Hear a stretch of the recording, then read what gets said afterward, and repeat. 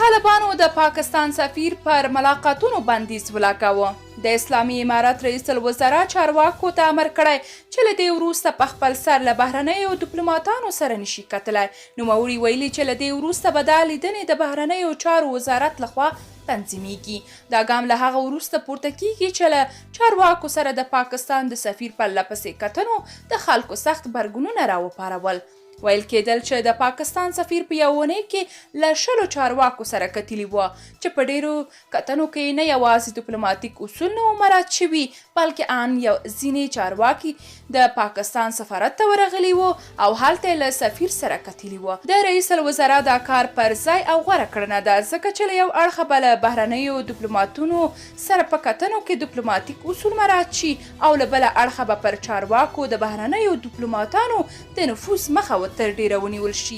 په څه ډول چې د پاکستان سفیر له چارواکو سره کتل نه یوازې ډیپلوماټیک اصول پکې نه مراعاتېدل بلکې داسې ښودل کېده چې ګواکې د پاکستان سفیر په کابل کې یو باصلاحیته کس دی چې له هر چا سره کتلی شي هغوی ته هدایت ورکولی شي او د یو وایسرای په شان چلند کوي.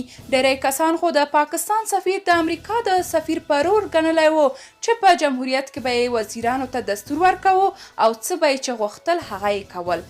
که څه هم تر ډیره دا کار پټ کوو خو د پاکستان سفیر بیا ټولو ته داسې ښودله چې ګواکې په کابل کې اصلي واکمن دی او ټول چارواکي ورته غوږ دي. دغه حالت د اسلامي امارت خپلواکۍ او حیثیت ته زیان رسوه او په هیڅ ډول دغه لیدنې کتنې چې پکې ډیپلوماټیک اصول تر پښو لاندې کېدل د توجیې وړ نه وي. بهرني ډیپلوماتان حق لري چې د اړتیا پر مهال له بیلابیلو چارواکو سره وګوري خو دا هر څه باید په یو قانوني چوکاټ کې د بهرنیو چارو وزارت له لوري تنظیم شي. قدرمنو لیدونکو تاسو که د دې موضوع په اړه څه نظر لرئ نظریات مو کومنټ کې راسره شریک او چینل سبسکرایب کړئ.